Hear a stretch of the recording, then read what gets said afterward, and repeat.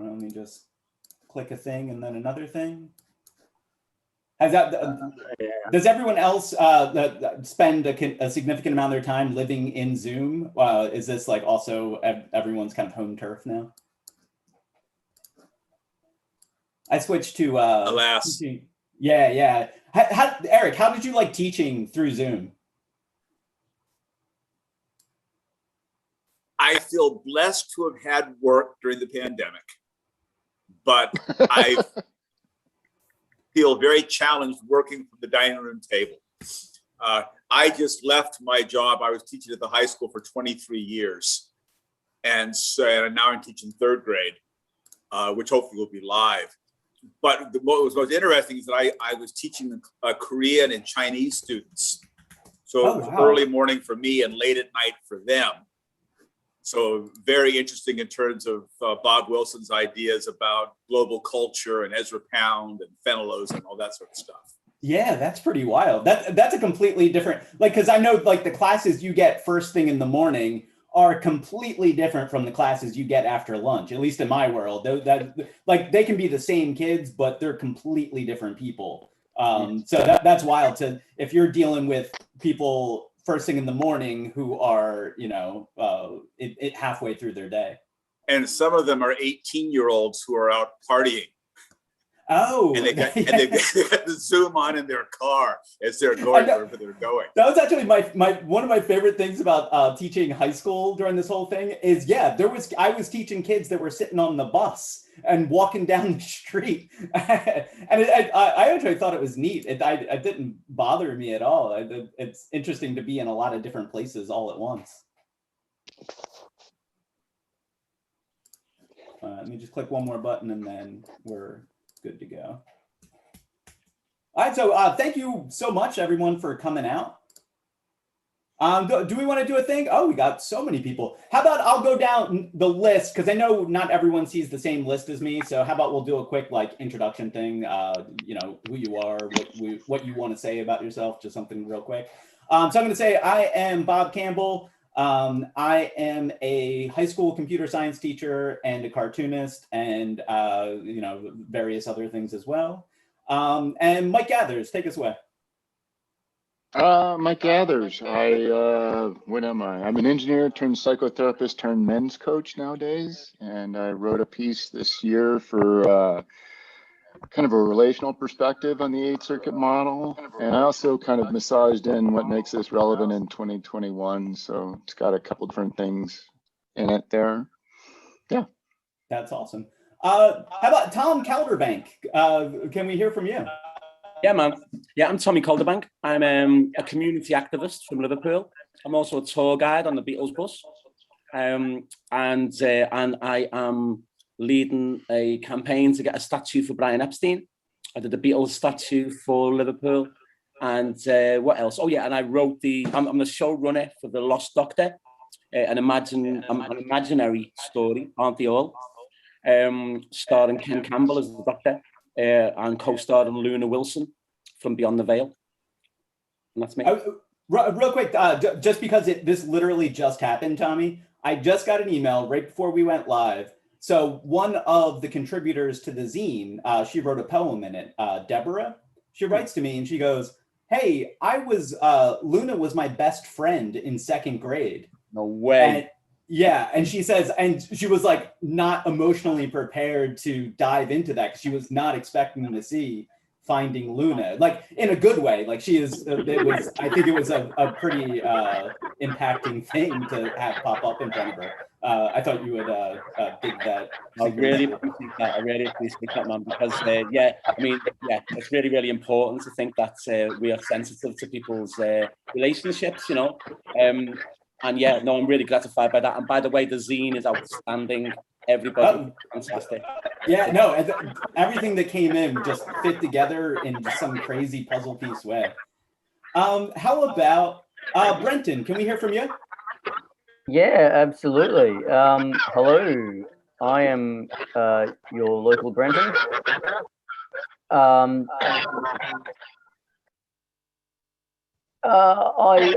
wrote some stuff about the Scordians. I did a thing called called Chasing Eris and a bunch of other sort of things. And I'm sorry, there's a bit of an echo. It's actually Yeah, quite hard. everyone who's not talking, let's go ahead and mute, I guess. All right, I think you're good. Sorry, I apologize. I was a bit disorientated, but that's the nature of being a Discordian, I think. So yeah, no, I wrote a thing called Chasing Eris, which was about an experience traveling around and meeting Discordians, and I've written some other things since then, and I'm continuing to write more and more ridiculous things. That is wonderful, outstanding.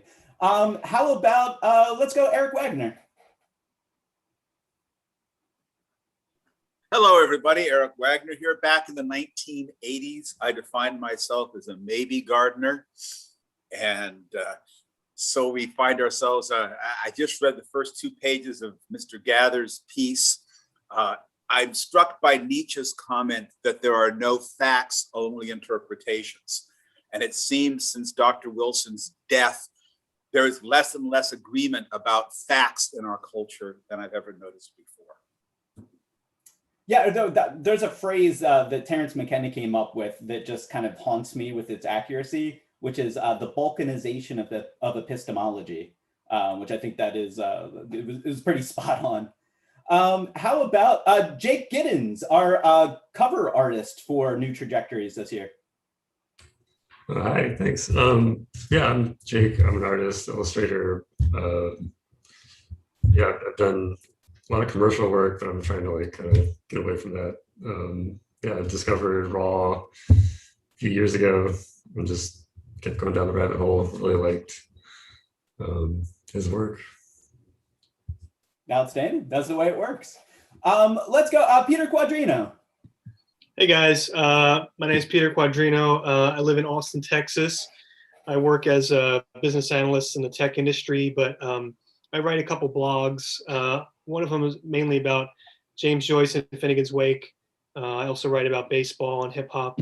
And I submitted something for the zine that's about the Dog Star Sirius and why it's called the Dog Star, and kind of the extensive presence of dogs in different astrologies and astronomical like constellations and different cultures. So yeah, that's pretty much it.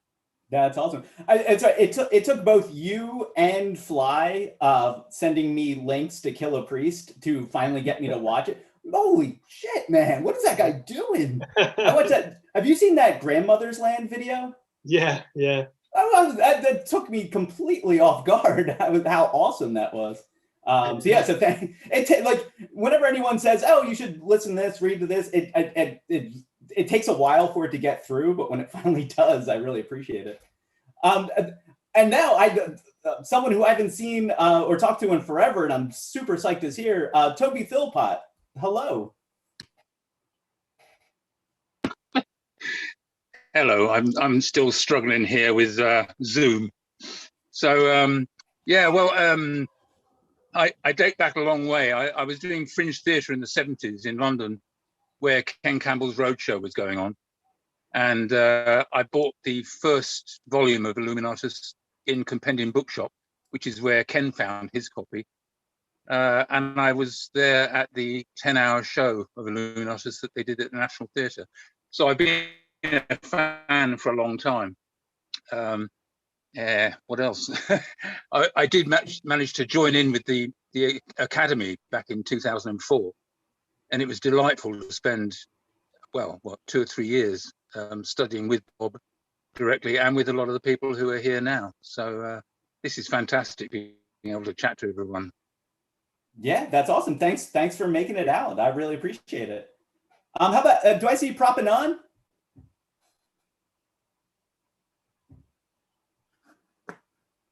Maybe I don't. Yeah, no, you Yes, seem. What's up, Bobby? Hey, how's it going, man? Good to see you. What's up, bro? Great to see you, man. Thank you, You for too. having this, dude. Thank you for Of hosting course. this great fucking symposium of, like minds, and celebrating the work of Robert Anton Wilson and just the ability to congregate online and say some like really cool stuff. So, man, like, thank you for that. And what's up, everyone? Great to see you guys. Yeah, it's just great to be here. In terms of a quick bio, my name is Gabriel Kennedy, aka Prop Anon. I've been involved with the Robert Anton Wilson community. Probably, I don't know, was it a community of people who are into Bob? Maybe, marker was I was at the Disinfo conference of 2001 or whatever, and got to see Robert Anton Wilson do his routine at that time, and it was a very great thing to watch, someone who can perform while speaking about very dense and deep subjects, and still be really funny. And he was an old guy with a pot belly and sitting on a chair, and like he topped the night of explosive performances like many other great people that spoke that night. And I was involved in the Maybelogues Academy starting in 2004. Like Toby said, there's a lot of really cool people who were, there as well. Yourself, Bobby, and others. And then I'm currently writing a biography about Robert Anton Wilson, and it's been 5 years in the making, and I hope that it's something that adds to this growing scholastic knowledge and education about the work of Robert Anton Wilson, but, in this setting, it's also good to say that Bob was also just a fucking pothead who liked to have a drink here and there. And he was a fantastic writer and a great artist. And he was a loose cannon and an on point communicator. And just in the spirit of Bob, I just want to say thank you for having me. And it's great to be here. Yeah, right on. Thank you so much. Thanks for coming out. How about Tom Jackson?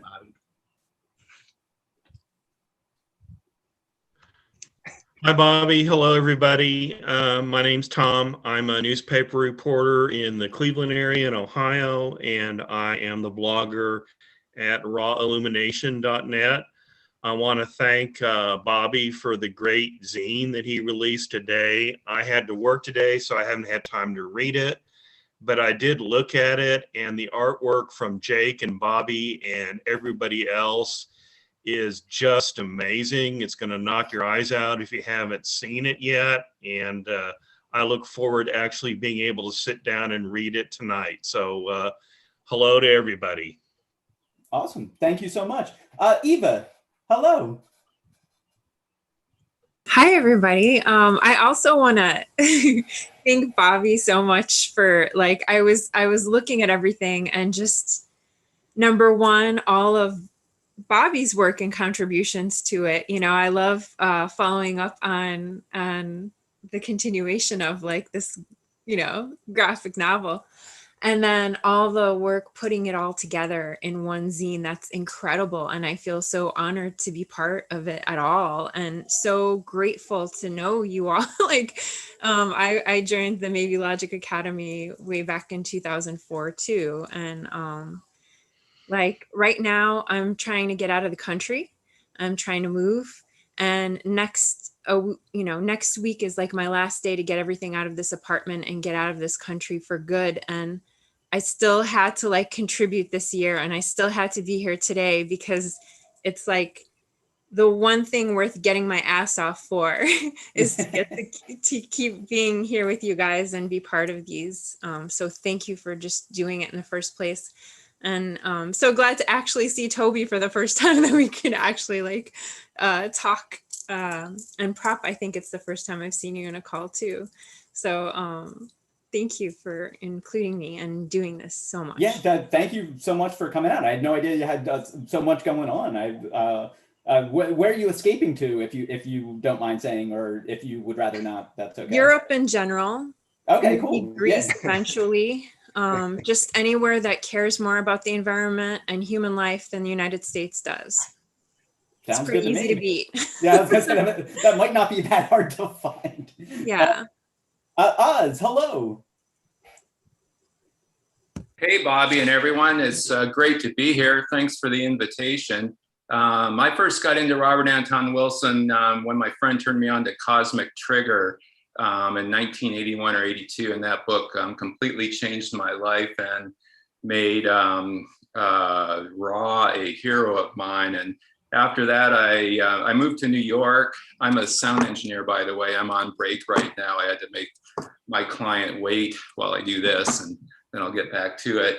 But I moved to New York, and when I moved there, I tried to go to as many raw talks and workshops as possible. And I joined the MLA when I heard about it, and took as many online courses. I regret some of them that I didn't take. I should have taken every single one that Robert Anton Wilson was at, but I missed a few. But I'm very, like I said, grateful to be here. I'm very grateful to Hilaritas Press for carrying on his legacy, and so he didn't kind of fade into obscurity, which could have easily happened. And to everyone who contributes to that, to Tom Jackson for running the Raw Illuminations blog, which I try to participate in as much as possible. And to all of you, to the whole Robert Anton Wilson community for keeping his work alive. It's very important. I think he's a little bit underrated. Maybe he's getting less underrated, but he was actually, quite a genius, but he was also very humble. So he didn't promote himself the way others did. And thank you for having me. Yeah. Thank you so much for coming on out, and everybody, thank you so much for playing along with this. Like I say, when you throw something open like this, you're like, I'm going to do this. There is a chance that no one shows up and that it just falls apart. So thank you very much for standing there for my trust fall and not letting me hit the floor.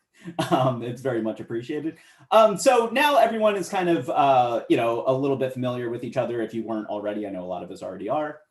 So I figure how we can do it is like we did last year. I'll throw out a suggestion here, and anyone else feel free to throw out suggestions as well. I'm going to throw out a question or a topic, and just kind of free. You don't have to answer the question directly, just free associate, just connect dots, and we'll probably end up somewhere kind of cool. So the first dot I'm going to throw out that you can connect to in any way you wish is why am I not excited about the acceleration of space exploration? Why does that not feel good to me? I love it in theory, fantastic, it's great. But I see the things happen, I just scroll on by, it doesn't really grab me. And part of it, I think, was because I read, did you see the thread of someone who like worked at NASA and was like, yeah, it's not really that great to be in space. Like you got to poop in a plastic bag and it's just like not really that cool. I don't think that's it entirely. And so I'm going to say my guess as the reason why I'm not that excited about it is it's sort of like, the bit Raw had about opening the head chakra before you open the heart chakra. And that sort of feels like what it is. It feels like we're going, like we haven't figured out basic stuff, like getting people from here to there with a full belly. And now I don't know which order we should do things, and it can be a mess, but I think that's what's holding me back from being excited about it. And that weirdly enough, so this book right here, We Do This Till We Free Us, it's about prison abolition, which is not something I knew about previously, and I'm starting to get into. And weirdly, that feels more futuristic to me. That gives me more of that, like when I was younger and would read Rawl and Philip K. Dick and just be like, whoa, that's the future. I feel it more in stuff like mutual aid than I do in Elon Musk's Mars projects. So that's a dot. Whoever's got something to connect, feel free. Bobby, have you read The Moon is a Harsh Mistress by Robert Anton Wilson? I have not. You might check that out because it's one of my very favorite science fiction novels, but it deals with the moon becoming a prison colony. But my first response to what you're saying, there's another Bob Heinlein novel that deals with the first trip to, did I say Wilson? Bob Heinlein talked about how we get out to space. And I think about things that G. Harry Stein and Jerry Pournelle wrote about, that in terms of dealing with fundamental human survival issues, space migration does have tremendous things for generating power and food, etc. And we have this current odd situation with these very wealthy people going to space, but there's a Buddhist term, inconspicuous benefits. and that the other things that are happening economically, and again, Mike Gathers wrote about this in his wonderful piece today that I have not finished, the technological things that we'll see happening right now in terms of dealing with climate change, in terms of dealing with human starvation, in terms of dealing with disease, the things that we're learning about space industrialization will help those, even though it's not as flashy as jokes about the penile missiles of these billionaires. I like it. I like it. All right. Anyone else got a dot? Yeah, I just wanted to say I am excited about the private space exploration. I think the history of technology is that a lot of things start out as playthings for very rich people, and then it becomes less and less expensive, and it kind of goes out to everybody else. So I see it as a hopeful sign, and I also like the fact that the private space ventures has succeeded in creating rockets where you don't throw away a large part of the rocket and just get a little bit back. They've come up with reusable space vehicles. And I just think that's a real nice step forward. And I think space travel is going to become more and more common. And I think space migration just seems a lot more attainable and less of a crazy utopian dream this year than it looked like for many years. Yeah, that sounds about right. But it's still just no, never mind. So someone else talk. I talked enough. Yeah, Bobby, like to kind of speak on the thought of maybe why does it feel weird? It's maybe that notion of the conflict that's at play in the world, where through COVID, during the COVID crisis, billionaires got even richer. Their creation, like a billionaire class, formed and crystallized in a matter of months. So that's an exponential increase in wealth concentration in the hands of a few people. And then how it played out, like how controversial personalities like Bezos and Elon Musk turned out to be in many ways. Because just looking at from a certain distance, like Musk's image in the media, for a very long time was like he was Tony Stark. You know what I mean? Like he was Iron Man, right? He was some kind of genius wonderkin who figured out how to grow his hair back, as well as create a space rocket industry, and create cars that couldn't be bashed with sledgehammers, and but as the COVID crisis unfolded, there was other things coming out about the way that he was responding to mandates to kind of like pull back production, and how workers were saying that they weren't being protected, when the global pandemic, of which we had no idea what was going on, was at play. And people were catching it through stories in the New York Post were saying people were catching COVID through farts at that time. You know what I mean? It was that serious, So, and the image of Elon Musk comes out of this guy who's saying, well, if these workers don't work, I'm going to make them work.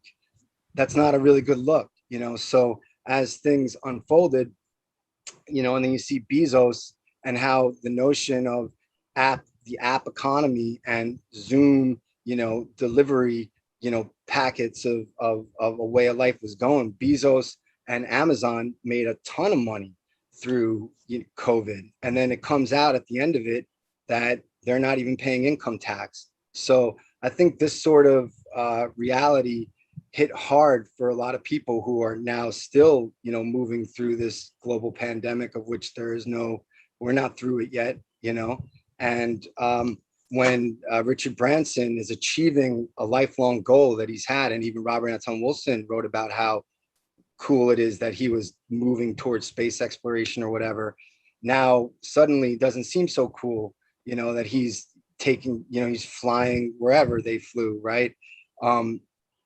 Maybe that's just a momentary contraction of how people respond to moving forward, a Promethean urge to keep moving west, if you will.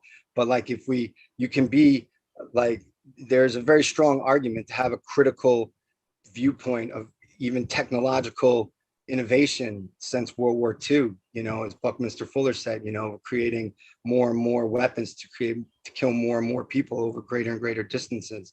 You know, so it's a tough question. You know.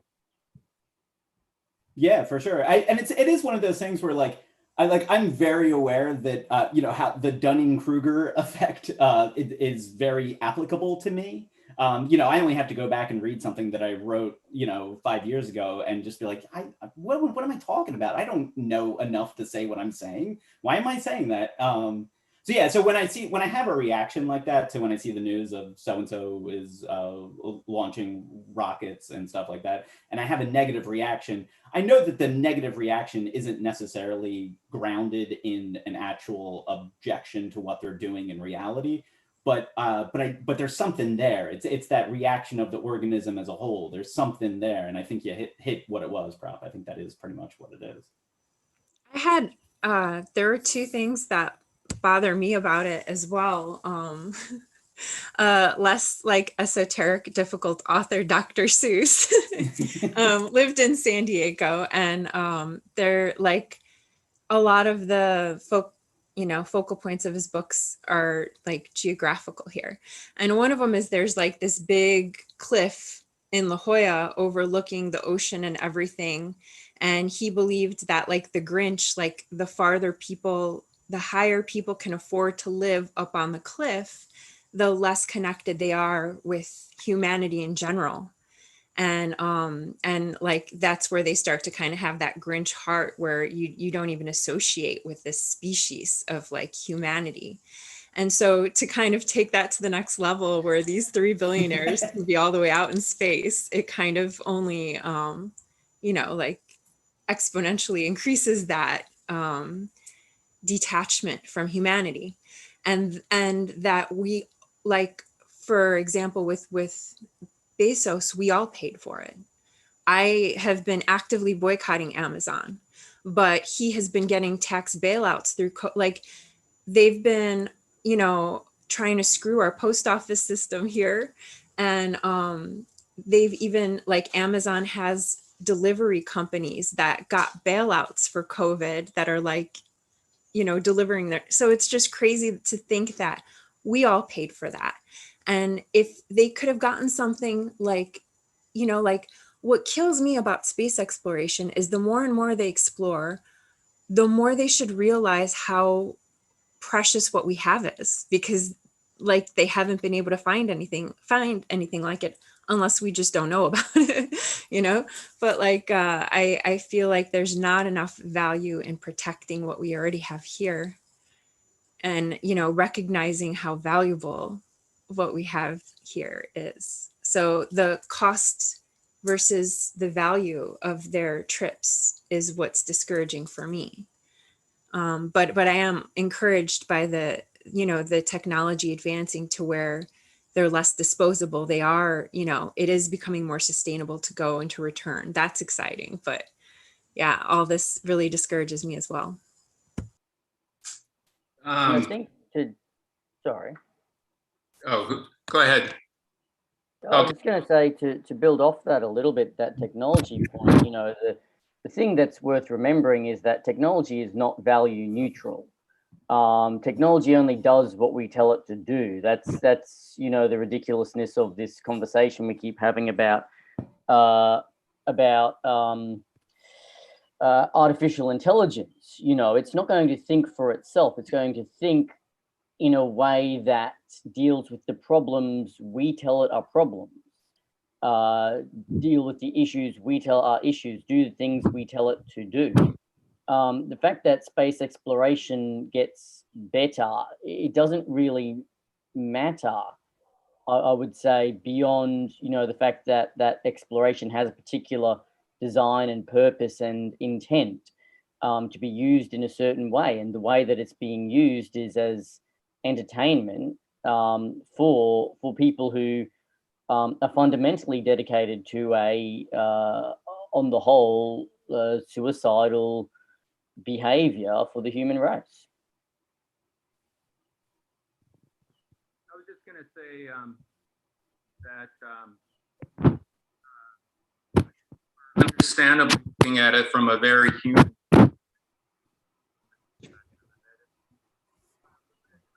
Timothy Leary's idea were like carriers. Oz, we're gonna have to ask you to work outside of work. Your sound engineering's not. I'm not muted though. No, I know, but there's something. It's cutting in and It's out. been cutting in and out and inconsistent. Oh, really? I think that's Eris messing with you.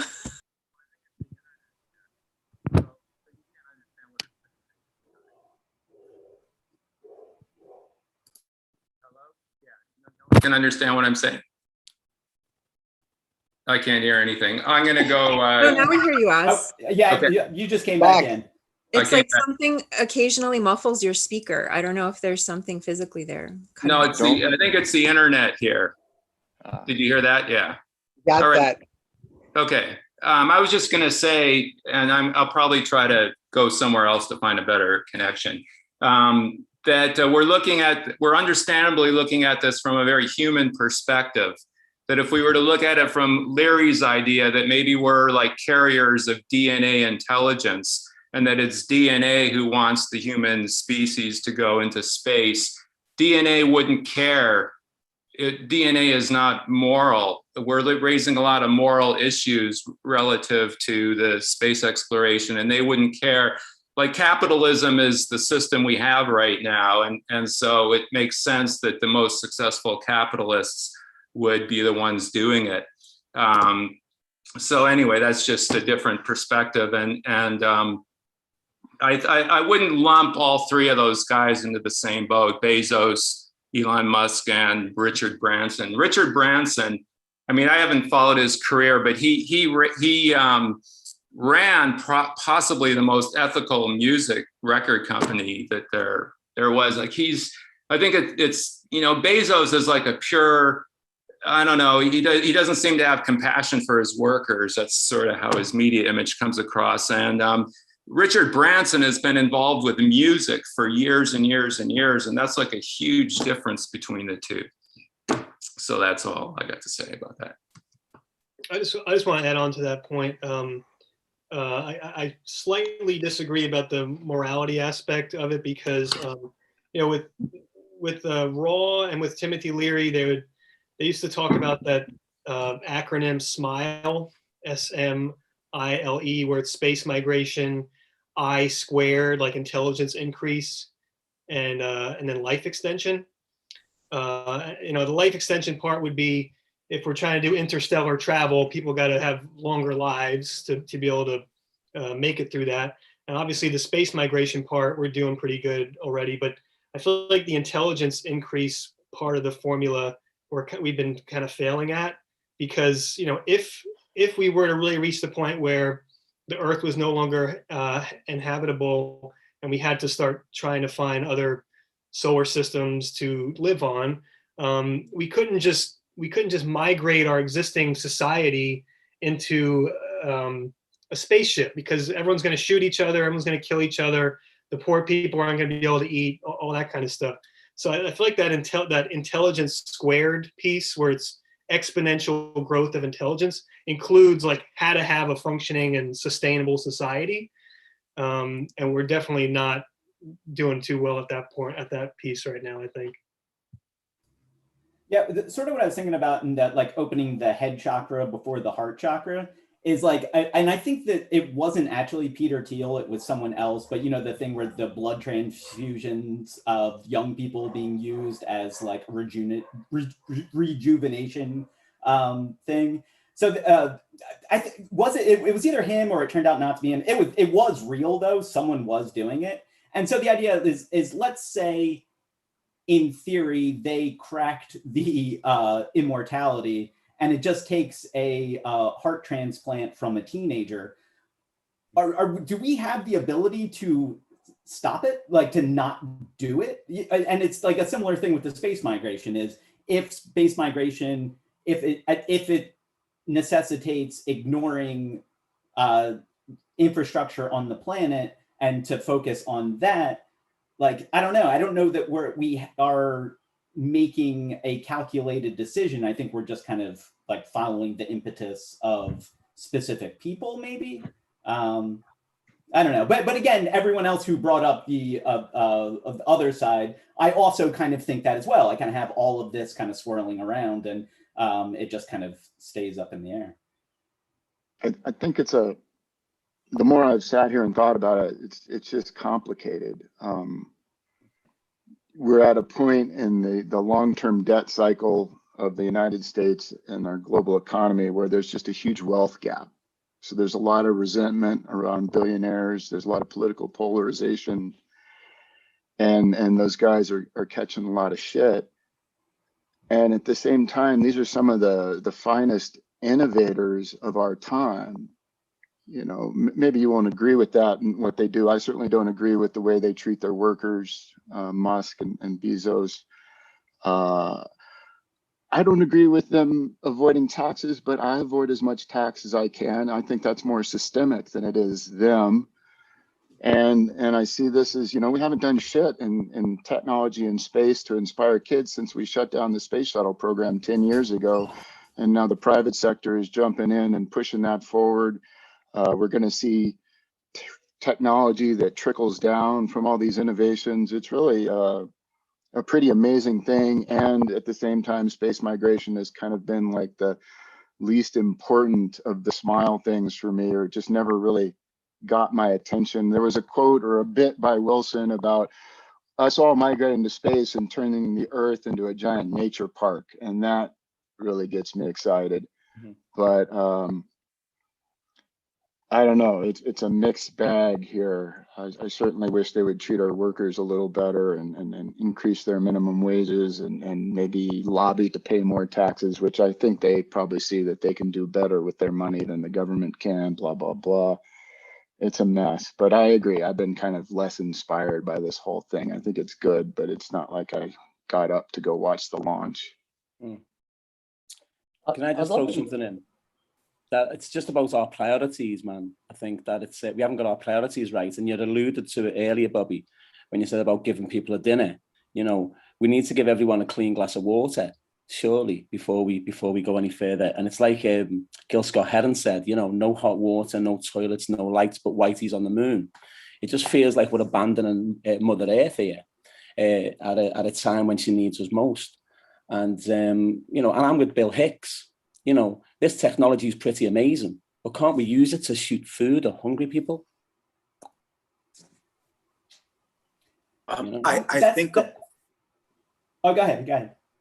I think about books. 1,000 years ago, the only people who owned books were institutions, universities, churches, governments. If you look at books from 1,000 years ago, they tend to be gorgeous. Because they took 3 years to copy out a Bible. With Gutenberg, suddenly you could have a personal book. Similarly, 50 years ago, who had computers? Institutions, governments, universities, large corporations. Now we're doing these computers for this wonderful day today. In terms of space travel, institutions were able to have space travel, have the wonderful development of the satellites that give us internet. And I also think in terms of that, as Robert Heinlein wrote, one of the best ways to get people clean drinking water is space industrialization. Every time you go to the emergency room, or especially intensive care, this is technology that was developed by NASA in the 1960s. And how do we monitor patients' heart in the next room? That was used to measure the astronauts for NASA. Okay, all this computer technology, so much of it was developed by NASA. I remember looking at a book about how so much, you know, work on space migration is to help feed everybody. And in the same way, as we now all get books very easily, we now have computers very easily. In a few years, when people want to get away from it all, maybe they'll go to Mars or the moon. That it will become accessible just as computers and books have become accessible in this historical process. Yeah, I mean, I guess it's more like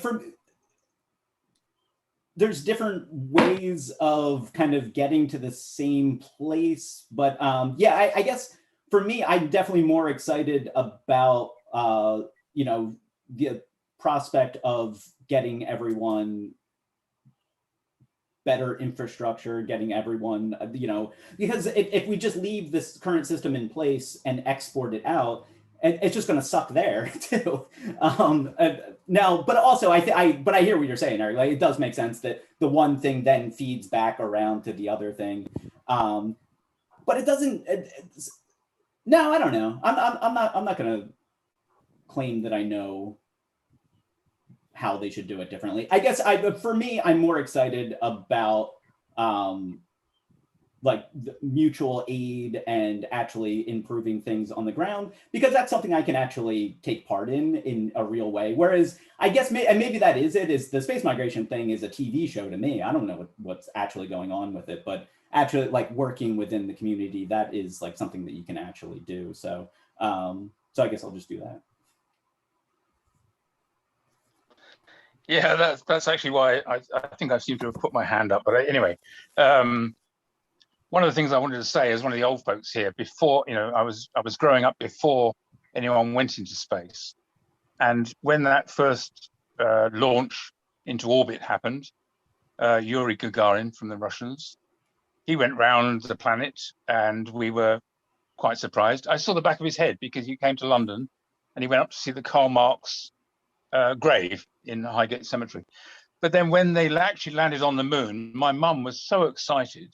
And I've got to say that our hippie generation were not interested. We'd got into sci-fi and we went to the moon, what, and back? That was it? Because we already had a whole universe of possible.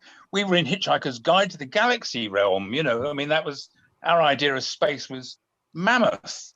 So the idea of just going there and planting a flag and hitting a golf ball and coming back seemed banal, and yeah, we were tripping and so on like that, but the green issues seemed far more important.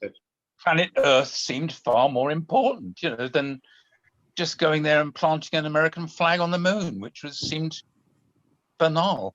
You just said it looked like TV to me. It looked like a really crap sci-fi show. That's all.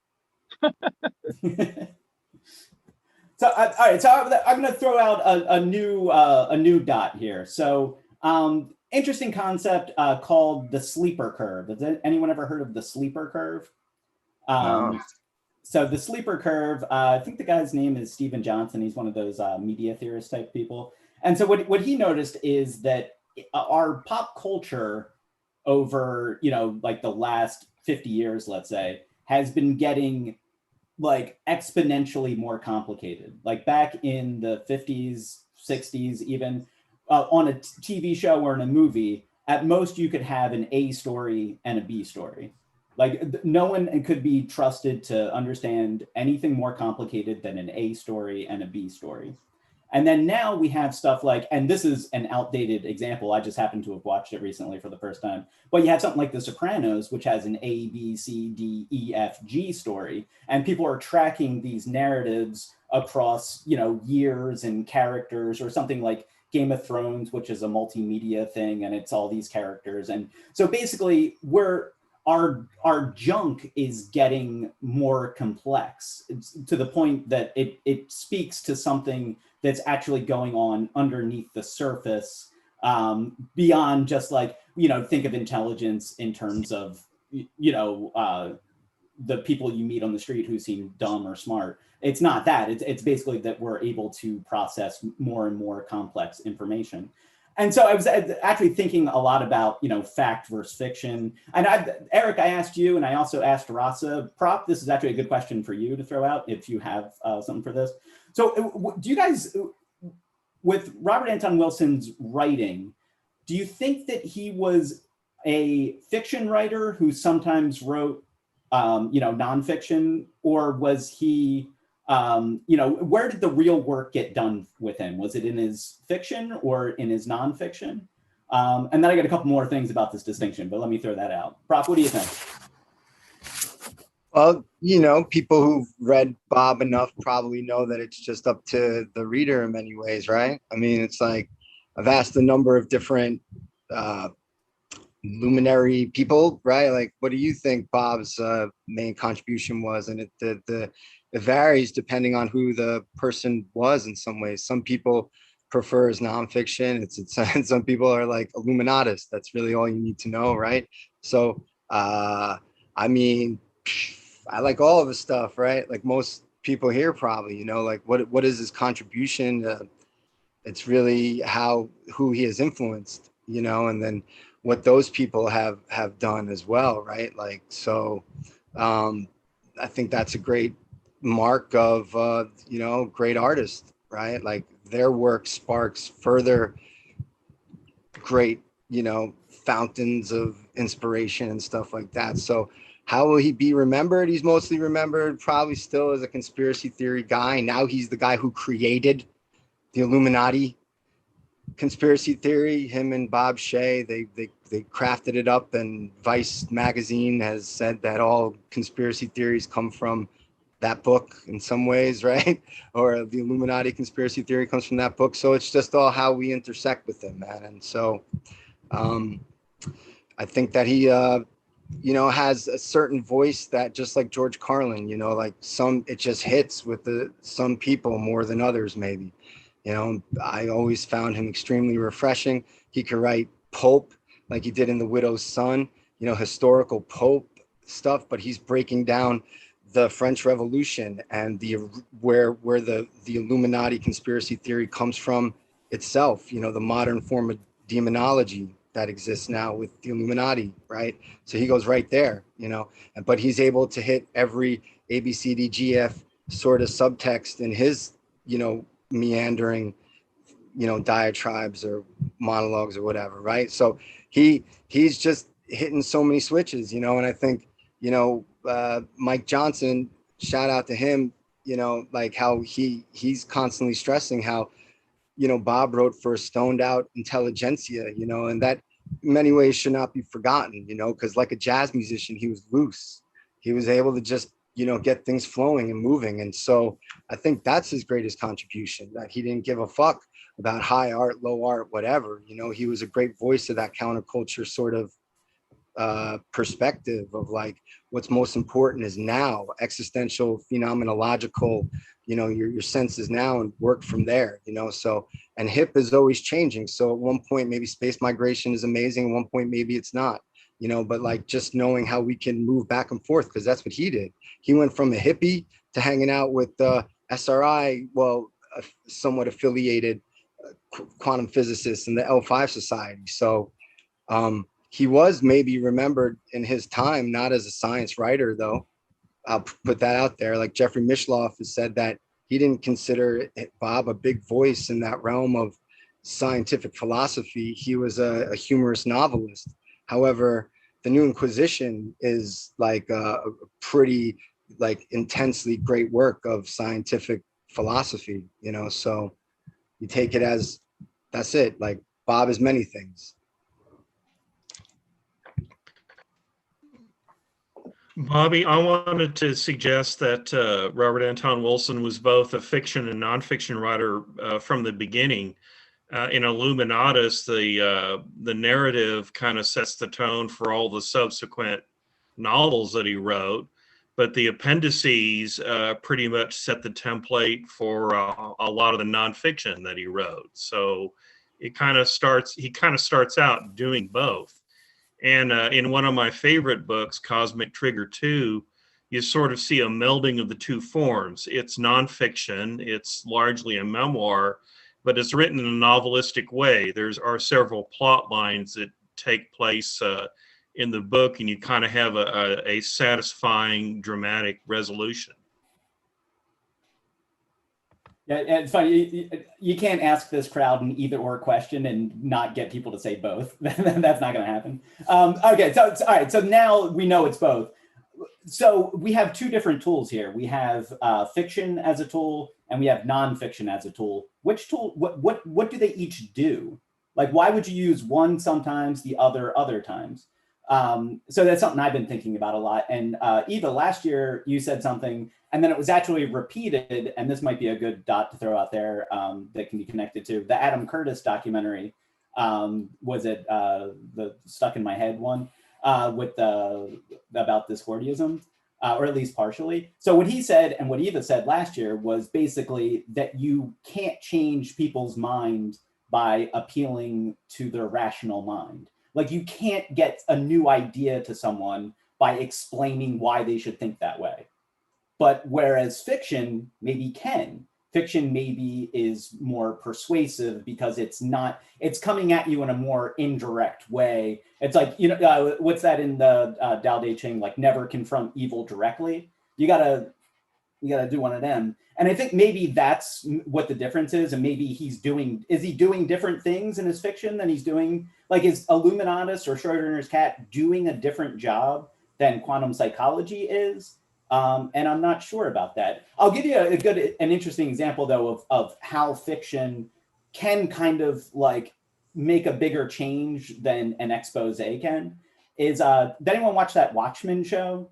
I know it shouldn't have existed, and I know it's terrible what they did to Alan Moore, but that TV show, an HBO TV show, put a historical event on the map, and now everyone knows about it. The Tulsa Race Massacre. That was not something that people knew about, and now they do, and that was accomplished through fiction.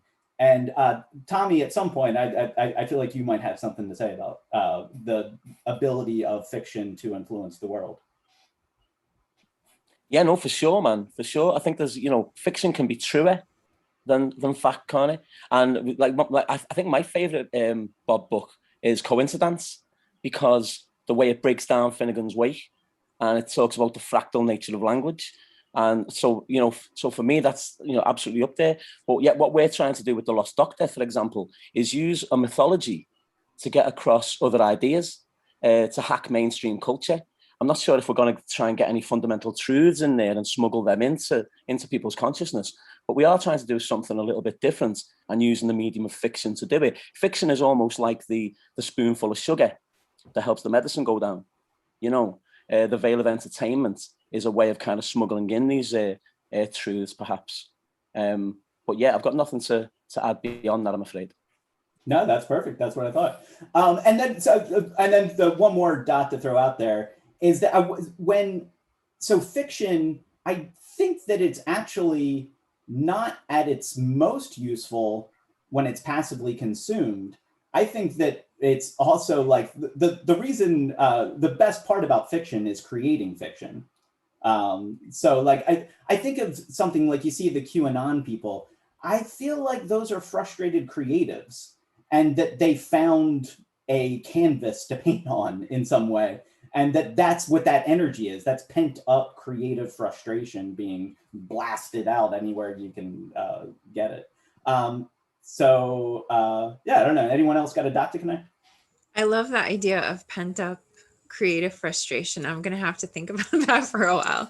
But like you got me when you brought up last year and the indirect, because I was gonna say that's what I love about Raw, is that he's so genuine and will answer questions directly and indirectly. Through his, so he kind of serves as both a shaman and trickster figure at the same time. And it like the idea of the different raws there are, I was thinking of a Terrence McKenna clip where he talks about mushrooms and how you could ask mushrooms to behave like DMT or behave like acid or behave like this, and you'll get that kind of trip from it. Like it can simulate kind of whatever you want it to in your brain. And he said, but if you really want to trip, ask it to, show it what it is, like show its true nature to you, make its true nature known to you. And I feel like reading Raw's fiction is like that, and that both mushrooms and his fiction work on a sixth circuit, like neurogenetic level where, when I was reading Schrodinger's cat, there were 14 times at least that I could have lost my mind because I'd have a conversation with somebody or I'd write something down and the next day I'd read it in the book. And like, I didn't lose it because I realized that what was happening was he was kind of like putting my mind on a train track to be able to conceive of that idea. Like just that the fiction was like paving the way in my mind for me to be able to have that notion. So so I think that the connection of the direct and the indirect through him is what makes him so legendary.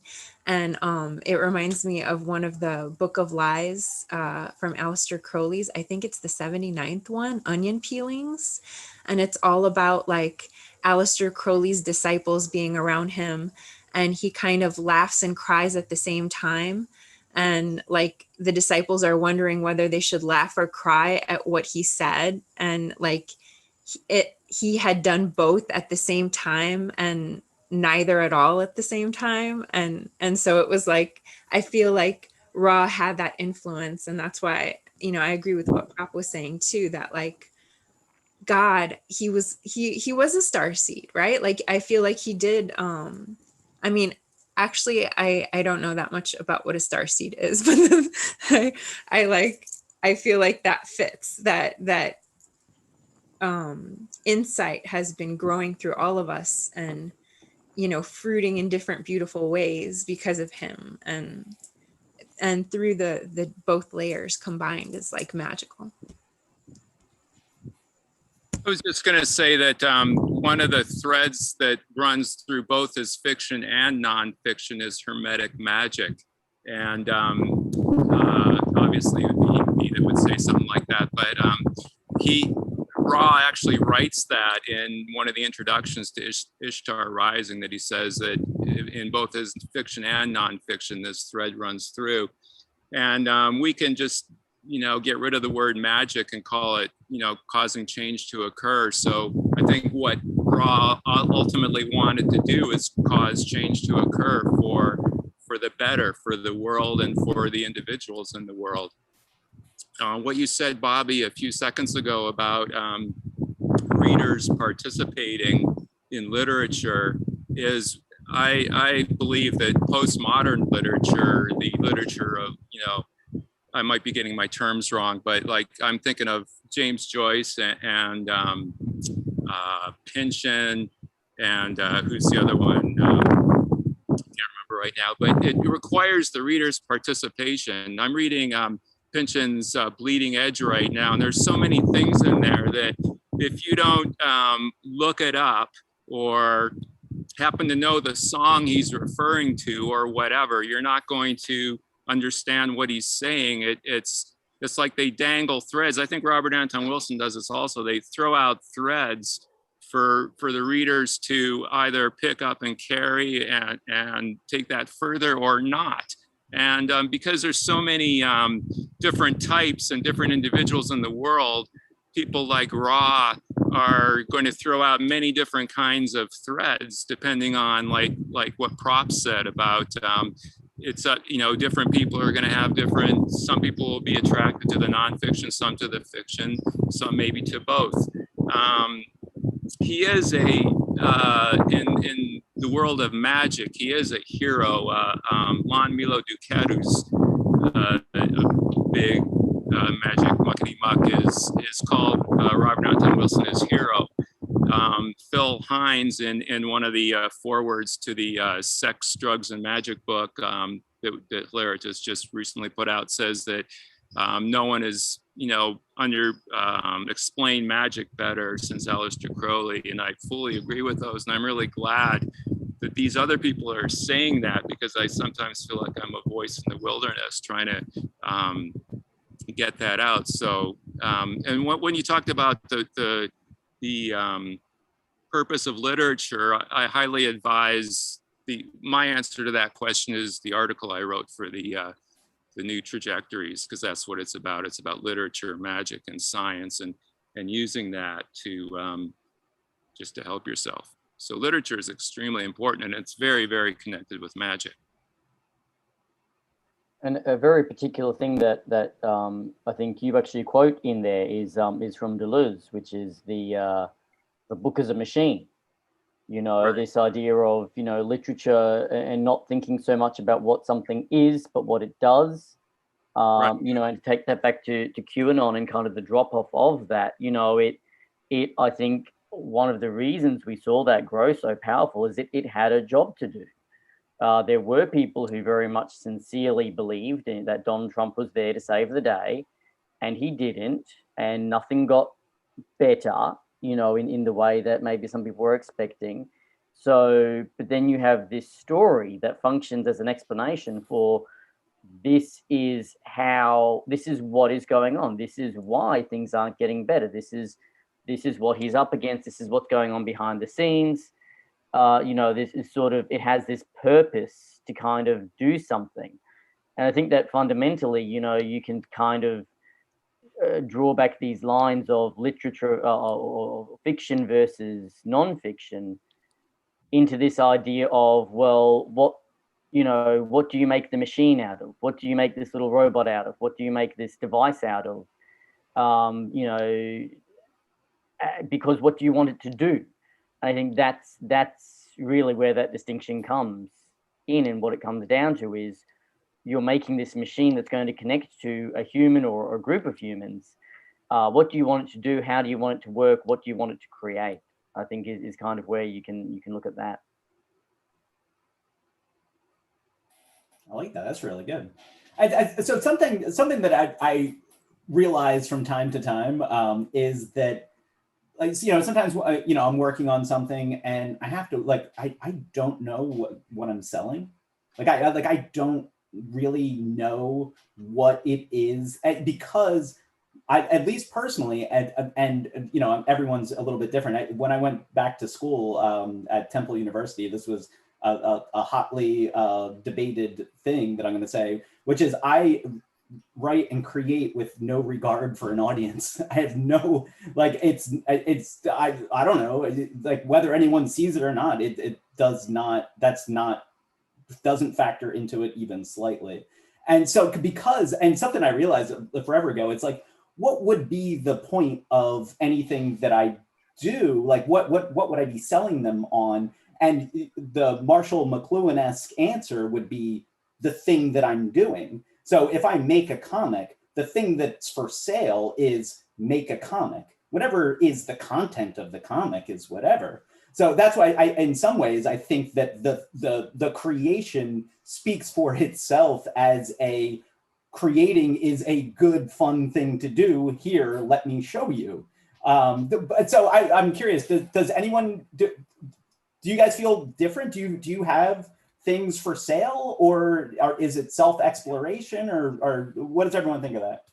That's been my struggle. I mentioned I do commercial artwork, and there's something about it that just kind of takes you away from why you got into it in the first place. And for me, over the last year or two, I've been rediscovering just making it for the hell of making it, yeah. Yeah, I'll tell you a story real quick. So I was, what was it, September, and I was working for a marketing firm, and I started getting Trump stuff on my desk to work on for real. Work on Trump shit, and for real work on it, for real fix it up and make it look good and work and go out into the world. And I fucking quit. Now I got a job first before I quit. I covered my bases first. So, it wasn't that brave, but I was going to go either way. But yeah, so I went and I Googled real quick, and my old teaching job was available. And I went right in. I was like, hello. And they were like, we'll give you the same money as the other people. And I said, great. And I told them people, I am gone because I'm not doing that. And it was a really crazy place, because sometimes I would work on a given day. I would work for the Southern Poverty Law Center. I would work for I would get something for the Republican National Committee.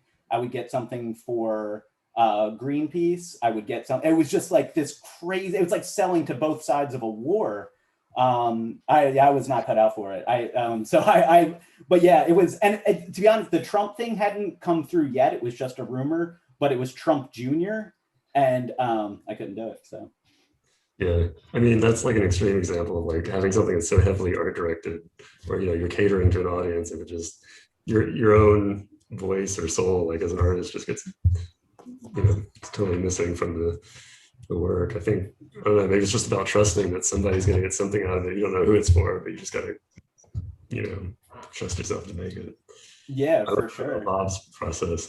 He seemed to know or have a hunch, right? Like of who his audience was. But I think he was lucky that his audience liked watching him talk to himself.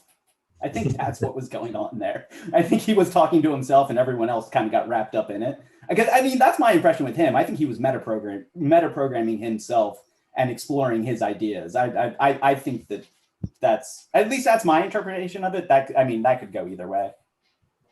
And Well, he Bobby, did I think that goes to do your that. Oh, go on. Go. I think that goes to your previous point. I think William Butler Yeats said politics is our argument with others and art is our argument with ourselves. So you could sort of see in Dr. Wilson's nonfiction him arguing with others, but in his fiction, he's dealing with himself. I think this is one of the reasons I love Schrodinger's cat so much, is that's Bob trying to process Luna's death. I'm also struck in terms of the questions of fact versus fiction in the teaching of English in university and in high school. There's been a real shift towards a rhetorical approach in the last 30 years, so that most college jobs I've had, I am forbidden to use fiction or poetry or drama in most English classes. Okay, that there's an emphasis on rhetorical process, and you know we can see. I think we've all met people who say, "Oh, I only read nonfiction. I only watch documentaries." This idea that somehow fact is more useful, but art can illuminate us in different ways. One of my most fruitful experiments the last few years, I reread War and Peace, and I rewatched the Ken Burns, Lynn Novak Vietnam documentary. And the synergy of that fiction about Napoleon's war and that documentary about the Vietnam War gave me, I thought, a better understanding of the American processes that led us to Trump than anything else I've done to try to figure out where the heck we are. I love that bit about that. So that's like what I was asking before. Like you have two tools. What's the one for? What's the other for? That's really good. That the fiction was him kind of examining his own ideas, and then he would then broadcast them out. Though it's actually the opposite of what I was proposing, which is it's actually probably better to speak to other people through fiction and yourself through. But I mean, you know, it can go either way, I'm sure. And I can't remember what poet said it, but there's some California poet who said, "Everything I write is for money, just nobody will pay me." Well, I think that was a struggle that Bob had. And, you know, especially in his early career, his lost years, if you will, of where he made he transitioned by working up the editorial chain, if you will. And he started doing, he didn't come on the scene writing right away for, big magazines and stuff as a journalist, right? He worked as a copy editor for Brochure magazine, trying to raise his young family. They're living in New Jersey, in Passaic, New Jersey, in like the hood, and then he gets a job with the School Living Journal to be a contributing editor, and then, slowly works up his resume doing that. And, fast forwarding to him quitting a job, writing, schlock, as he called it, pulp for this guy, Myron Foss, who was the biggest kind of Pope publisher, around at that time. And that's when Bob was writing for all these different magazines, including, Playboy knockoffs like Jaguar and Nugget, and he's doing captions for women in scantily clad bikinis, talking about how hip Burroughs is and how they're, smoking weed or whatever. He's trying to sneak in the high into the low. I think Eric Davis does a great job at speaking about this, that disintegration of the high, and then, the presentation of the low, but how, the in the past, occult high arts are being passed along through these Pope presentations, but Bob early on, his stories and his poetry was like thoroughly rejected. There's no trace of stories that he wrote in his 20s, and then he hits the scene, but then he just slowly works it up. And he made a big decision to quit Playboy, and he was only a few years away from being able to maybe collect a pension from Playboy, and so he and Arlen made a huge decision, he was a romantic, as was Arlen, and that should not be lost either, like, he was a Dionysian sort of voice that was able to like speak all this jargon and technical, stuff, but he continually chose the path of the artist. And you see that really maybe in, I really love how Eric, he put it out in his book about Bob. The one book right now about Robert Anton Wilson, should add, Eric Wagner, thank you, man, like about how real that is. Like I saw that and I hope I can present that, like how much Bob put his personal life in his fiction, and with Schrodinger's cat, he put it through a blender. That's his art. Because you have some writers, they're writing fiction, but all they're doing is hanging out with people, writing their fucking conversations and owning it as their own. That's going on. You know what I mean? Like, and Wilson took it even further, and that's because he's an artist of high caliber, and maybe he'll get the recognition soon, right? But he continually chose to walk the lonesome highway, as Shane McGowan would say. So something that's interesting. So a lot of the, kind of the raw connected writers that kind of go hand in hand are writing from an era that is now at least a little bit disconnected from us. So, and a lot of them, like Raw, made predictions about the future, and we are now in the future that they predicted. And it's kind of interesting to see in a lot of cases where they were right or where they were wrong. And, there's a cool, Terrence McKenna. Has everyone seen the Terrence McKenna Marshall McLuhan talk? It's one of the best explanations of McLuhan's philosophy. And he was basically saying that back in the 60s, no one could understand what McLuhan was saying because he was living he was basically living in the 90s, in the 60s in terms of what media is and can do. And that now it was a little bit more clear. And I had an interesting experience with that with Terrence McKenna, just to go over to a cousin. So remember McKenna used to talk about the end of history, and that even Raw made fun of him. He was like, he's talking about the end of history. What does that even mean? And I feel like the end of history is now a comprehensible concept, because when you see the statues coming down, you realize, oh, history is a paradigm. History is a story that someone created, and that story can be changed and different stories can emerge. And I just thought that was interesting that, and also he's talking about a transcendental object that would correspond with an exponential increase in information. And, we have that. And that, and then you have, kind of these realizations that are catching on about changing history. And so I just thought it was interesting that something that used to be incomprehensible is now part of our everyday lives. And see if that we had any catchers for that.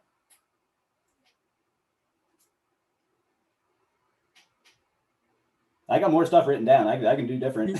I was just thinking about the January 6th event and how that is like, we're watching that history kind of diverge in the present. We're watching like different narratives take place on that. And we're seeing how both of them could become, like the history. I had this English teacher from China, and he told us that the history books would change every year depending on who was in power. And like thinking about Howard Zinn's People's History of the United States, it makes sense that like it would be, in a sense, it would be nice if there was an end of like a single telling of history, as if it is the end all be all. Like it's kind of like it's kind of like E Prime, where it's declaring that this is the one and true only thing that happened. And at the same time, we're kind of watching an end of history where like we're watching how one event could be conceived of in so many different ways, and we'll have to see which one wins as the one, subjective telling of our time.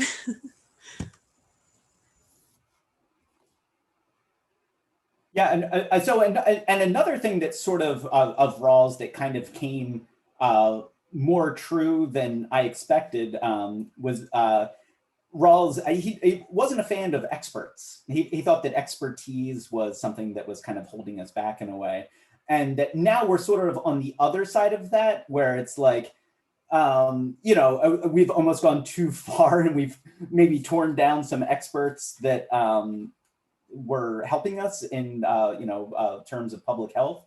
But then also Rawls' point about the experts is still valid. So it's almost like, it's sort of like, you don't want to go back to Tom Brokaw telling you exactly what it is, but also having millions of disembodied voices telling you what's going on isn't much better either. And so we're almost in a spot where it's like, well, it's not that good that way, it's not that good this way. And so it's weird. It's how do you build a new consensus that isn't the old consensus? Because you don't exactly want to go back to the experts that we had before, but also turns out not having experts isn't so great either. And so what I was thinking is that it kind of is like a Pascal's wager kind of situation.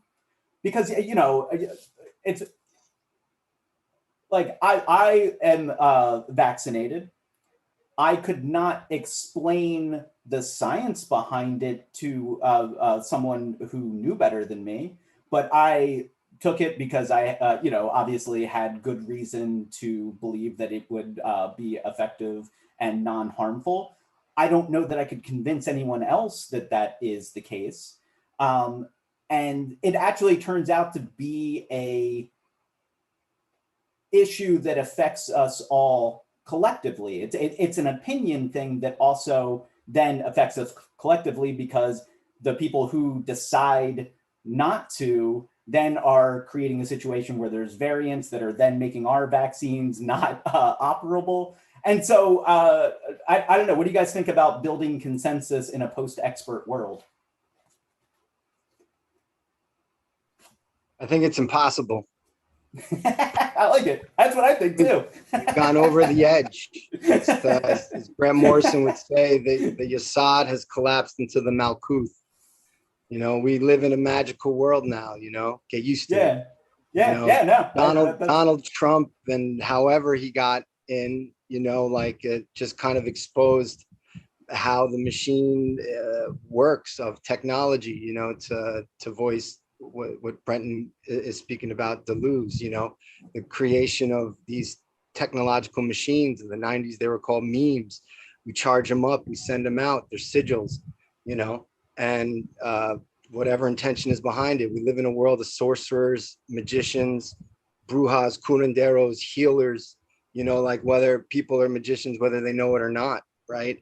That I think that's an aspect that Bob was always trying to speak about, where there's an energy that we could put out and then that we might receive. The only thing is we don't have an exact science to figure out what the percentage of that is, so how do we, is there a collective dream that dreamed up the monster of Trump? You know what I mean?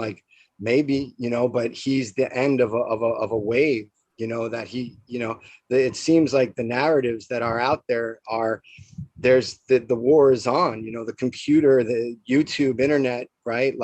Censorship is real. Michael Johnson, again, he got kicked off of Twitter. Michael Johnson did, for speaking the way that we're speaking right now, because he typed certain buzzwords that the AI algorithms that are programmed to look for this sort of stuff deemed not Bob had a word for it, in the late 90s in his last book, Sog, speaking about how Dick Cheney was saying that there were certain things that just people couldn't speak or say. So that's a part of the game that has continued, in groups, out groups, right ways of speaking, wrong ways of speaking, so, and how does it play out though? we're watching it. You know, there's chaos and confusion, you know, high discordia, you know, and at the same time, can you find a ballast to make sense of all these things? I mean, this is what Robert Anton Wilson was all about QAnon. Robert Anton Wilson was QAnon. You know, everything is under control was just like those QAnon drops in many ways, always asking questions, gnomic, enigmatic questions, trying to get people to think. The only difference is Wilson's intention in building that machine was for freedom and liberation away from coercion, right? And the programmers of QAnon, I mean, if you believe it's the Watkins crew, you know, the guy and his son, right? They are, I don't think they're just frustrated trolls. Like they had a program that they were working on. You know, he even says it, you know, that he was teaching intelligence stuff to normies, right? It's in the QAnon documentary on HBO, right? Like, so we live in this world now of increased propaganda being shot at you from anonymous sources. Whatever it is, you know, it's like more important than ever to find your existential balance and, you know, try to do your best with seeing all this new, whatever it is, noise or signal shot at you, you know, like, and, you know, I personally view the people involved in the January 6th stuff. I think that their frustration was directed, you know, like how Wilhelm Reich writes about in The Mass Psychology of Fascism. That's a major part of being able to accomplish your fascist goals, you know, the use of propaganda, you know. So read Everything is Under Control, you know. No, go ahead. I was just going to say, I think one of the greatest tools that Ra gave us was, and his emphasis on skepticism and the whole thing getting back to, you know, maybe logic and what I call a bullshit detector. Again, I think it's so important. Like the main character in Pynchon's Bleeding Edge is a fraud examiner, and we all, with all the information, we're taking in way more information possibly than people have for a long time with the internet and social media and everything we can connect with. And so there is, everyone's trying to, or many people are trying to get their programs across. And I think the training that Ra gives regarding skepticism, which goes back to Crowley and his emphasis on being very skeptical and taking a scientific approach to, you know, trying to discern what is real and what is not real. Regarding the question of experts, I'm so glad to hear that there are the people are sort of getting turned on to Deleuze and Guattari. And because I think we take a step back, we tend to, you know, we're looking for a consensus. Like Prop said, I don't know if we're ever going to find a consensus. We have like kind of a bias, which I think goes back to Plato and Aristotle, to look at things, to value the same, to value things that are the same. And this I think is the root cause of, like, say, racism, or tribalism, or, you know, us Americans, you know, America first against the world, because we're all Americans, we're all the same, or we're all white and they're not, and all this, there's all these like divisions into what is the same. But Deleuze was very critical of that. He wrote a book called Difference and Repetition, and he's trying to emphasize, rather than placing value on everything that's the same and looking to see how that is like us, we try to value what is different. Like, you know, instead of like, oh, this person isn't me or doesn't look like me, that means they're kind of weird or whatever, you know, like, oh, what is it about them that I can learn from, or what is it that's different, that's valuable. And part of that is he criticizes the representation, that we'll take a word or a concept and we'll sort of like the word expert means like one particular thing, whereas in reality, there's varying degrees between what is an expert and what is not an expert. And so it's not just one thing. And if we look at, if we try to get away from what I call the hypnosis of representation. Instead of like looking at something like, oh, that's a chair because it looks like other chairs I know. But look at it, what's different about that? That also ties into Dada art, where you're like just being very present with what's in front of you and not trying to fit it into a conceptual category. It reminds me of something, sorry, I was gonna say, it reminds me of something Alan Watts once said about how like every institution or like college, university needs a couple of crackpots, like people who think differently, because every once in a while they'll have a perspective that's valuable to the group.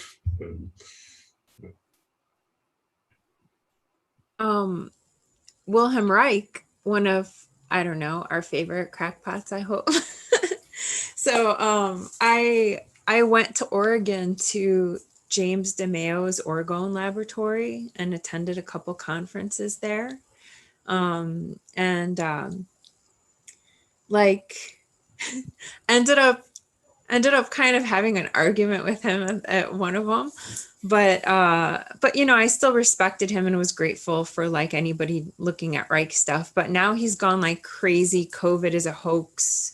Don't wear masks. Don't do the, like very Trump support, like, and I'm like, hey, you're becoming the kind of crackpot that makes my crackpot look bad. That's not cool, like, so I've been like so disappointed in that. And I think the problem is somebody mentioned before, like the intelligence increase in the equation is not there.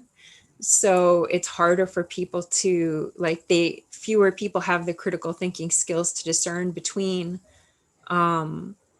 like I've been doing so much work to find out that I trust the Pfizer vaccine, and not necessarily Pfizer, but BioNTech, the company that made it, and like not some of the other ones. And like, I'm not one of the people calling for Fauci to be fired, but at the same time, I don't trust him as an authority because he's like the government, what the government's going to say is still going to be kind of limited to all the pressures put on the government by corporations, like, and a need to keep businesses going, and what people will think if they have to wear masks, what that will do to businesses. You know what I mean? Like there's still a lot of, it's not like, phew, now the Democrats are in power. Now I can trust that science is ruling everything, because we know it's not, we know that there's going to be lots of other influences, like there have always been in what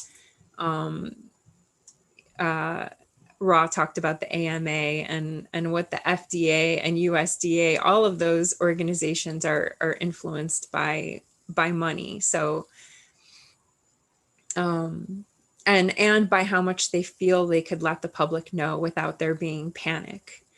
But what I think is interesting is that, oh shit, I just lost it. Oh, Raw talked about how he who controls the media controls our minds in a lot of ways. So I think that basically, I'm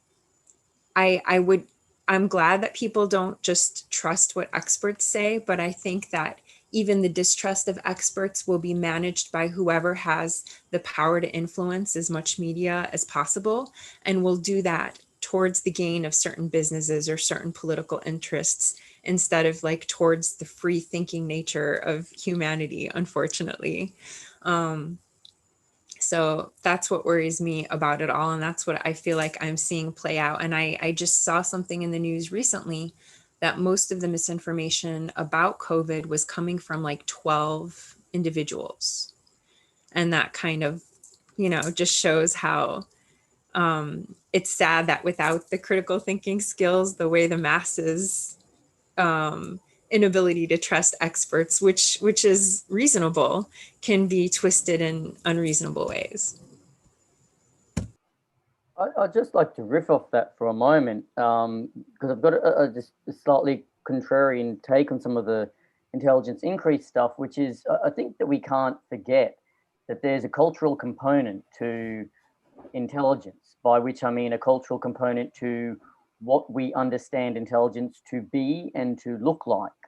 The IQ, again, is not value neutral in the sense that it is that intelligence is a real thing that's out there in a box, and IQ is like a ruler that objectively measures that there is a particular understanding of what we mean when we say intelligence, and that is culturally constructed. It's not something that just exists objectively. And to tie into that, this idea of critical thinking and how people think and what people think and so on, again, I worry that we sometimes lean on the wrong question, which is not to say, are people smart enough to distinguish reality from unreality, truth from fiction, but to actually turn around and say, what does this do? What role does this play? What function does this have? I think that if you look at any major historical misunderstandings, what you can do is you can actually, instead of saying, why were people, such dumb shits, you can say, well, what role did this play? What did this do? Why was this misunderstanding or this thing that isn't factual? What kept it around? What purpose was it serving for powerful people, for large numbers of people, for normal people, for everyone? What is it doing? So, I certainly think that there is that critical thinking is absolutely essential, and it can be taught, and it does need to be taught, and we do need to promote it. But I think also, that where there is a misunderstanding, it's not necessarily an intelligence thing. It's not necessarily an ability to think in any particular way. I think a lot of the time it's beliefs serve a purpose for us, and that's what needs to be interrogated is, why do I think like this? What is it? What role is this thought or this understanding or this playing in my life? So I always, my little contrarian streak jumps out every time we talk about, we have to get more intelligent or be more intelligent or think better. I think that, we can't forget that this idea of intelligence itself is not value neutral. I think Raw talks about that pretty well in like Prometheus Rising and stuff. He basically calls like the evolutionary relative success of stupidity, and taking his satirist point of view, influenced by Jonathan Swift and whatnot, but looking at something very real about that's where the Eighth Circuit model of intelligence also goes. Like he observed police officers de-arming a woman who was about to stab someone when he was an ambulance orderly back in the 50s in East Harlem, and so he observed all these different colors of intelligence, and sought to express that a little bit in the Eighth Circuit model of intelligence stuff, and then taking into that account, the notion that he was trained by Mark Twain in many ways, which, had a pulse on exposing human stupidity, like all great comedians do, and not shying away from the fact, just calling it stupidity, because we do stupid things all the time. That's where his notion of the cosmic schmuck came from, and like, so that notion that at some point stupidity played some sort of success in humans getting to this point. We've reached and exceeded the point now where stupidity might serve, better, the group better in some ways. But I think Raw focusing on like Mike Gathers has done a great job of updating, Bob's take on sociobiology, which that's kind of not a term that's in fashion now, but it's evolutionary psychology, I think, And so you got Robert Sapolsky, who also does a great job of just basically breaking down how we got to this point and the role that our lower natures, our shadow, has played to get us to this point. And maybe we are at that point collectively where we have to have a new relationship with our shadow, other than just disowning it throwing it on other people, propagandizing about those people, which is all like, you're shit, I'm good, you know, and then and how do we do that? And what's the conversation, you know, and critical thinking plays a big part, but so does compassion.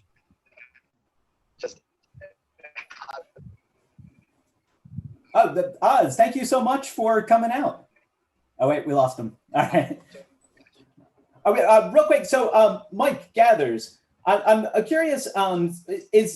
Do you see the Eighth Circuit model as becoming something that can be used in a clinical way? Like, is that where you see it going? I'd love to see it go that way. I think that's. I mean, what I see is everybody kind of develops their own perspective on the model, and they have their own take on it, and I love that. But the way I see it is very much tied to developmental psychology, and that, yeah, you could definitely use that as an assessment tool. Is that gaining any sort of mainstream acceptance? None. But yeah. So, and then another question that's related, like, so would it, in order to use it like in an actual like licensed setting, like what kind of threshold would it need to pass in terms of it having like a connection to reality? Like, does a model like that need to be true to be useful in a clinical setting? Oh, that's a good question. I mean, psychology is a mess. There's so many different perspectives out there. It's why I like the Eighth Circuit model, is because it kind of makes sense of the mess. You know, like, oh, that hangs on this circuit and this hangs on this circuit, and that's why you're not seeing this. And I already lost track of your question, but you know, in my training in Gestalt, we kind of look at the lower four circuits. In the back of our head is like, what perspective are they coming from? And so the lower circuit question might be, you know, is the world okay? Am I okay? Those kind of things. Those are like the two basic ones. And you can, in my training as a clinician, I've just started to read between the lines and understand what the client is saying and translate it into these different dimensions of consciousness, or whatever you want to call it.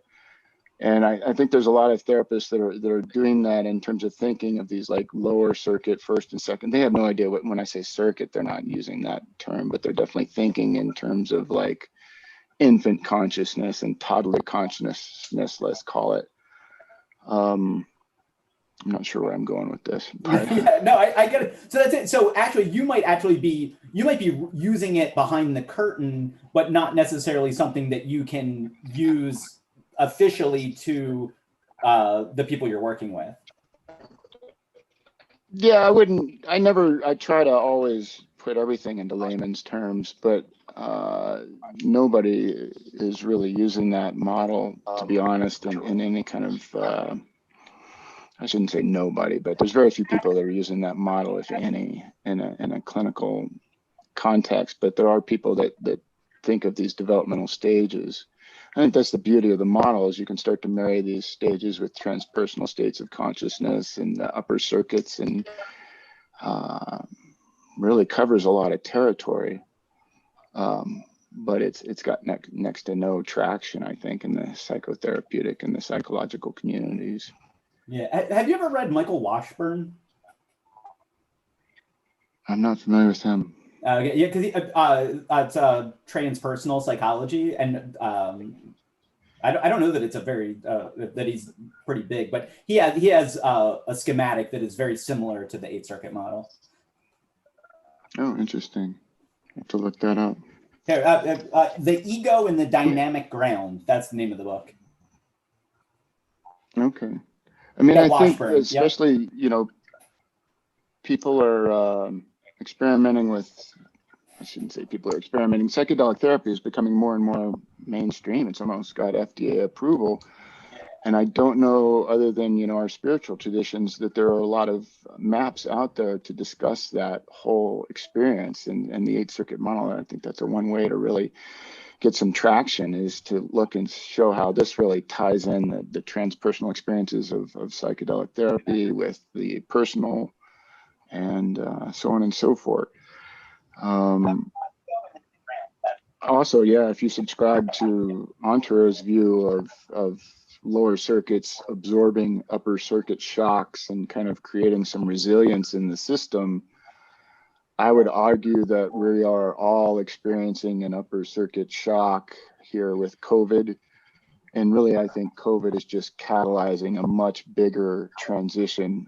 Wilson talks about, Toffler's third wave, going from agricultural to industrial to technological.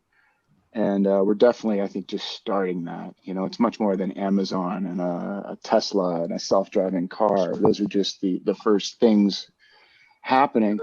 But what I'm also seeing is a transition, with the environment. We are now, what the geologists say, completely interdependent with the Earth. The Earth depends on us, and we depend on it. And that's, so this sociological transformation from agriculture to industrial to technology. I mean, those transitions we've had, 3 or 4 in the history of the human species. We talk about this geologic thing. This is the first time in the life of the planet that it's happened. Where we are completely interdependent with the Earth, with the planet Earth. And then the other thing that's happening right now that's just come across my radar is that we're really, as people know, the United States is on the decline. This is not a new pattern. This is an old pattern. It goes about 70 to 100 years with global superpowers. They run out of credit and they go bankrupt, and somebody else steps up to the equation, and that would be China, except that when you factor in these other major transitions, sociologically, geologically, we're just in a huge disruptive period. I think 100 years from now, everything's going to look completely different. But my point is, with all of this, is that everything is changing. We have no stability. We have no ground beneath us, because everything we knew and we've used to know is becoming irrelevant in the face of the future. And we can do things like work on our own consciousness in order to find some stability and ground. And my bias would be to work on relationships as a way to increase intelligence and deal with the shocks that we're undergoing right now. We have all the shocks of the world. We don't need any more transpersonal consciousness. We need to figure out how to deal with it. Yeah. That was my for the day. McKenna had a good thing about, like, basically it's like most traditions are about seeking the grail. Ours needs to be about, what do we do now that we got it? Like, this thing is hot. And that is it does kind of feel like where we're at. What did I have? Oh, did I already do that? Yeah, I think I hit everything on my list. Well, no, no, I'm not going to do that one. There was so the biggest raw meme that has gone around, and it's kind of funny, is an anti-mask thing. Like, and when I tell you that this thing gets spread like 15, 20 times a day, because I run that raw Twitter thing, so I have like a little column up that has every single time someone mentions them on Twitter, and it just pops up over and over and over again. And so it's going to be a bit about how, it's a little bit of a two-edged sword, but we already kind of covered that. Let's wrap things up. Again, like we did last year, everyone here is an awesome creator in one way or another. So maybe we could go down the list one more time and just, kind of fill us in on what you're working on. And, even if it's just an extension of what we already know, just tell us where you're going. Brenton, you want to take us away? Yeah. So I've got something that's about to pop out. It doesn't really have a name. It's just instead of a title, I used a Japanese dot point. So that's going to come out very, very soon. And apart from that, my main energies have been towards trying to find a synthesis of Deleuze-Guattari and Discordianism, because I see some sort of connections there. But also, and I think maybe Tom was about to do this right now, is I think last time, I just want to add that I think he spanked everyone very severely for failing to ask what you yourself were up to, Bobby. So we'd please tell us that as well before we finish up. Yeah. Well, actually, all right. So, and this is a question. I'm actually asking this question. I'm not. This isn't a prompt. I'm just asking the question. So one of the things I'm working on is a graphic novel called Gloria Discordia. And the thing that I want to do with it is make it in all of the characters and elements and designs public domain. So basically, I'm going to generate a shit ton of IP and just let it loose out into the world. Now, people do this. This has been done before, and nobody wants to do anything with it, and it goes nowhere. And I'm fully prepared for that to be the case. But so let's pretend that it does go somewhere. Is it giving away, making work public domain? Is that just giving it away to the people, like companies that we don't want to give things away to? Or is it about replenishing the commons? Like, you know how like, when we have things that are in the public domain and, there's been a lot of moves made to keep things from entering the public domain. And so you have all of these like cultural ideas that are locked up. Is that, I kind of think of that as not necessarily a great thing. And especially like I see young artists and they'll go see a movie and they'll want to draw the characters from that movie without realizing they can't do anything with those drawings. They do not own those drawings. And so what I was thinking about is if we replenished the commons, then everyone could partake of this intellectual property, and almost like I'm going to confess something. I have never read the entire Principia Discordia. Never read the whole thing. I get a little bit through it and I go, all right. But so why do I play around with Discordian ideas? Because they're free, because I can have them. I can do whatever I want with them. No one's going to send me a thing, say, take that down and you can't do that. So there is a utility in the public domain. So I don't know, does anyone have an objection to putting things out in the public domain? Am I sinking a ship that I shouldn't be sinking? No objection, but I mean, that's definitely something I've wondered about too. It's just, like I've had it happen to me, like people steal art just to sell, print and sell it. So I don't know, it would be interesting to talk to you more about it. I'll send you a video of, there's a YouTuber who has a pretty good argument for making things public domain, and they seem to think generally it'll all work out anyways. Like, yeah, because people steal stuff anyway, and then so that's the thing, is it's a problem that people steal stuff, like these t-shirt companies just take stuff and just run with it. So that's a problem. And so I guess what I'm wondering is, am I putting a quarter into that machine when I shouldn't be? Or is it, all these other things that might happen? So again, it's one of those things where I'm not sure what the answer is, and I guess I'll find out. It's like a niche community, or, like this community who kind of know you, or they'll have, a network where they can find out like, oh, this is stolen. And then, a lot of times that'll happen, and then they'll redirect, like go support the actual artist. It'll probably work out, but. So, and I actually sort of stole the idea from Robert Anton Wilson's Reality is What You Can Get Away With, where he was playing around with mostly public domain stuff. And he had this whole big idea about like having a website that had all these resources that people could use and stuff like that. And so I sort of like that. And I was going to adapt Reality is What You Can Get Away With, but it just like, I was changing so much of it that I was like, I'm not doing this book justice, because I don't want to do this book. I want to do something on my own. So I withdrew my proposal and started working on this. And so I just kind of keep struggling back and forth of, with like, can you sustain creation without ownership? And I guess I don't know. So that's what you probably can, Bobby, if you like stop renting a room or an apartment and just sleep on people's couches and floors. I got 3 kids and a mortgage.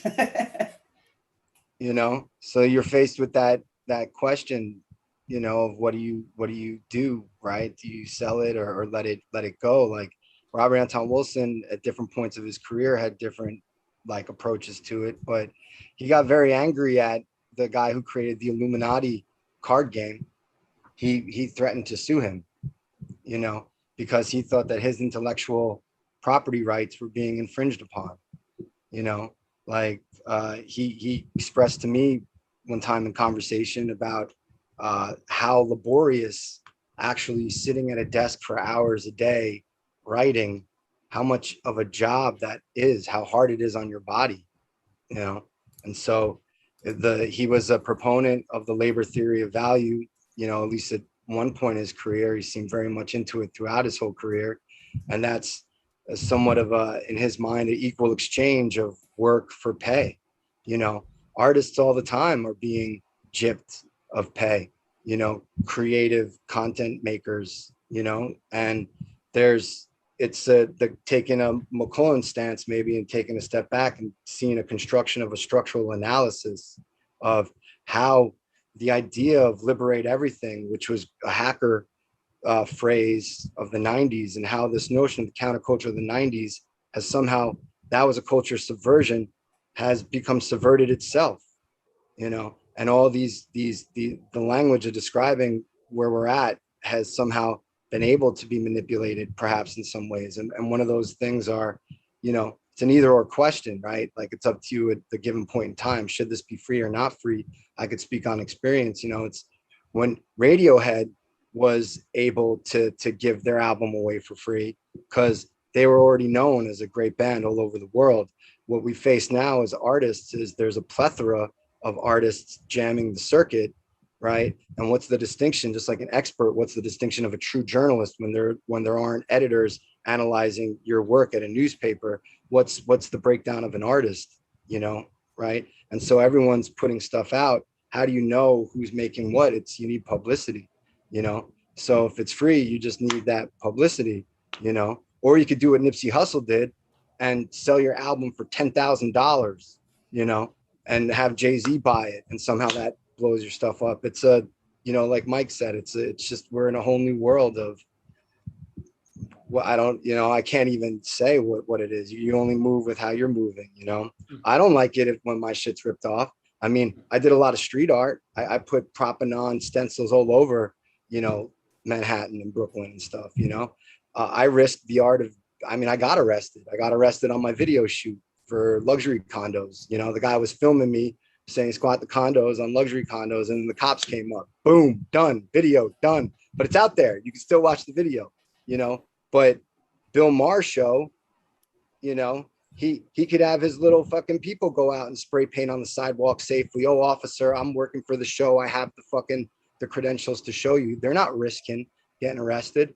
And, you know, like Isaac Newton said, standing on the shoulder of giants. Well, those giants carried heavy weights, you know, and they got arrested for it. Tim Leary, you know, got a 37-year sentence, called the most dangerous man in America for fucking weed, 2 joints, you know, and because he fought that, now we can smoke freely and get overcharged for delivery services, you know, and that's coming, guys. When this goes legal, you're not going to get the cheapest rate of weed, man. Okay. But long story short, man, I mean, it's a hard question again. Yeah, for sure. Yeah, and I guess the worry is that you end up devaluing someone else's work in the process. That's the downside of it. But I think there might be a way to split the diff, hopefully. All right, so Tommy, can you tell us a little bit more about The Lost Doctor? Yeah, man. But I was just going to say about Matt Fury and the Feels Good Man. You know, that's a salutary tale, isn't it? About not protecting your intellectual property when your ideas get taken over by the enemy and weaponized against you. So you might want to look at that. But yeah, I mean, so The Lost Doctor's interesting because I'm playing with intellectual property that's not mine. You know, Doctor Who is like a long-established franchise and the BBC own it. But I take a view that it's almost become mythological, like King Arthur or Robin Hood. And we only, so he's owned by the people and we just loan him to the BBC. That's the view I take. So until I get that cease and desist notice, we're cracking on with our 23 episode cycle. So we put out our Dada episode just a couple of months ago. The next one is The School of Night, which is out on the next 23rd of August. And it's wonderful, really gorgeous stuff. So we've got Ken Campbell's School of Night. and the whole script's written in iambic pentameter by this fantastic guy, Lee Ravitz. So that'll be out. And but I was very excited this morning to get the script for the episode we're putting out on the 22nd of November, which is The Lost Doctor Does Dallas. So you'll find out what really happened at the Kennedy assassination. And I really feel like with that episode, we're going to open up some kind of portal. I don't know quite what, because like you say, we're not doing this for money. We're just doing it for the art of it all. And so we're planning 23 episodes, and we don't quite know why we're doing it, but working with Bill Drummond and Jimmy Corti on building this pyramid out of dead people, the People's Pyramid. Bill Drummond has a saying where he says, if we knew why we were doing it, we wouldn't be doing it. So it's just like exploring the mystery, really, and the thrill, just the thrill of creativity. It's like riding the lightning, isn't it? And it's better than any drug I've ever known. Just that sheer like cackling while you're writing. It's wonderful stuff. So watch out for more of those Lost Doctors coming your way.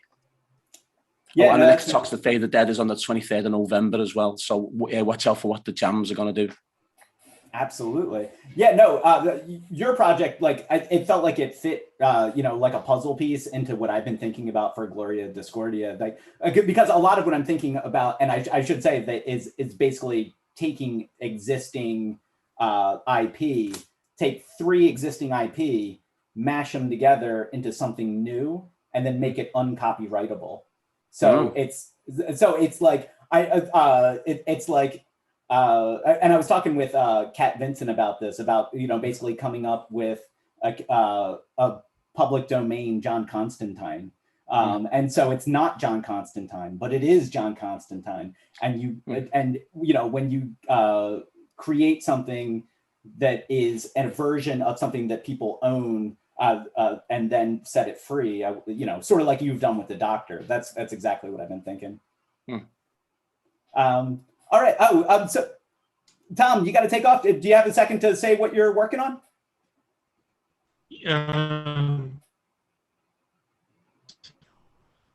Yeah, I'm going to keep on going with the blog. I still see a purpose for it, so I'm just going to keep on going with that. When I have anything else to announce, I'll announce it. And I just want to say thanks, Bobby, for organizing this.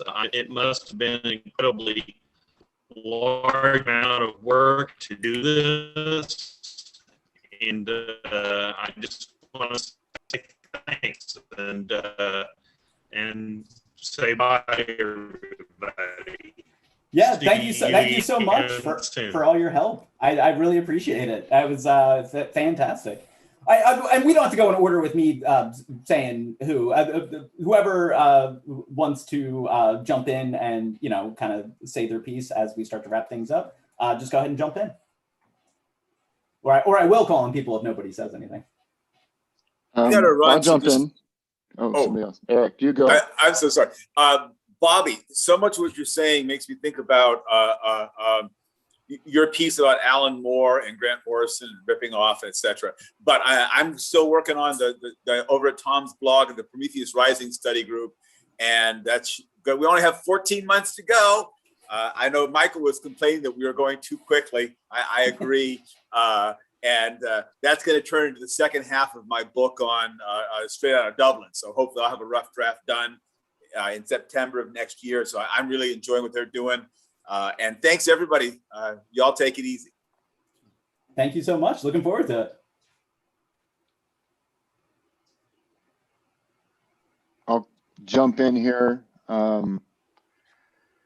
In between last year's project and this year's project, I think I've gotten all the ideas around the 8-circuit model and bringing it up to the 21st century. I think I've gotten it out of my head, and I would love to get that into a book form, because I think what I've put out there is pretty dense and not as reader friendly as it could be, but I like the idea of a book that's accessible to everybody, plant medicine seekers and psychonauts and all of us here on the planet.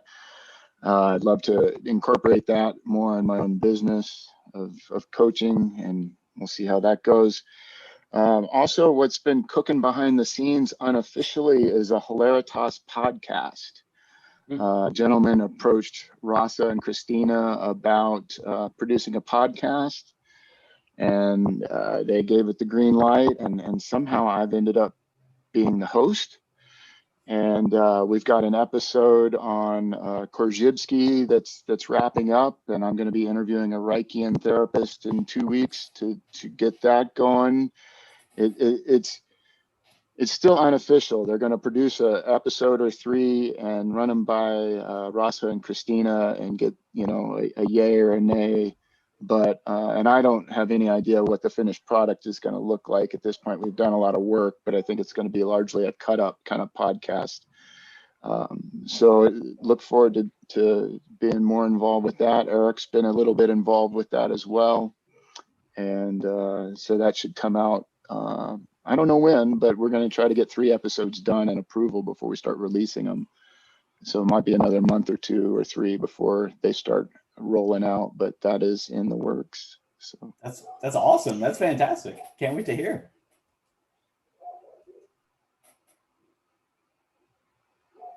I got Peter. What do you think? Yeah, I just want to say I've been really enjoying the discussion. I feel like there were so many times where I was going to say something and then somebody else said exactly what I was thinking.